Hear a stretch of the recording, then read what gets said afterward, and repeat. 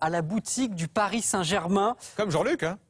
Ouais, oui, quasiment. Non, je vais vous faire une petite confidence. Mamadou Sakho l'a été. Ah. Il a fait un stage pendant une semaine. Ça s'était très très bien passé. Il était très content de son expérience. Et regardez ce qu'il est devenu. Bah tiens, peut-être une Merci reconversion. pour l'info. Ouais, c'est pas Ah, mal voilà. ça. Peut-être aller faire un tour. Flashback sur l'histoire de Yacine Bamou, signé Clément Stadbaler-Cotentin.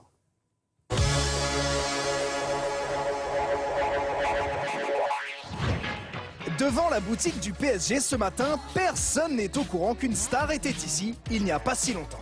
Est-ce que vous connaissez Yacine Bamou? Non. Yacine Bamou, ça vous parle? Ni Zlatan ni Cavani, c'est Yacine Bamou qui venait tous les jours à la boutique car il y travaillait en tant que magasinier. Je travaillais dans la boutique du PSG et à côté j'avais mon petit club en CFA2 qui était le FC Évry.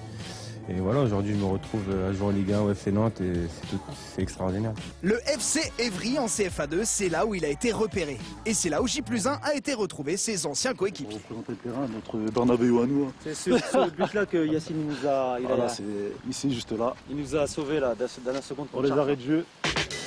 Le maintien à Évry en CFA2 ou la victoire pour son premier match en Ligue 1, Bamou est à l'aise partout.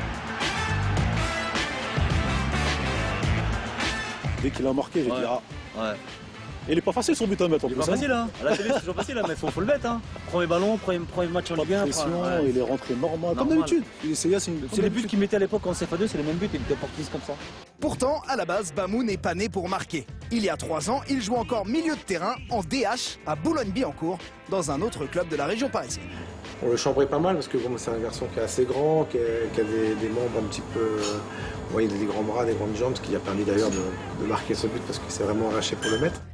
Et il a donc fallu du temps pour voir le talent derrière ces grands segments. La réserve d'Evry, puis la CFA2 au milieu et enfin devenu attaquant pour dépanner. Voilà comment l'histoire du magasinier de la boutique du PSG a commencé. Tiens d'ailleurs, apparemment Yacine a oublié une commande pour son ancien coach.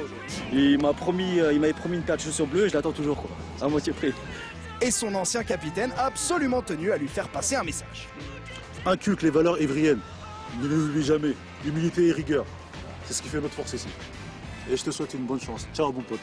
Bon, de toute façon, si jamais ça ne marche pas à Nantes, il a gardé contact avec quelques anciens collègues de la boutique.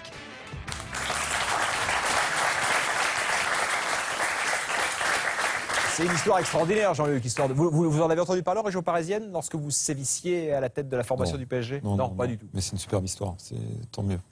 C'est des belles histoires. On en a vécu quelques-unes l'an passé dans J+1 avec notamment Issa Sissoko, l'un de Ça ses n'a pas gardé partenaires Sissoko. au FC Nantes qu'on salue. C'est le moment de l'interview.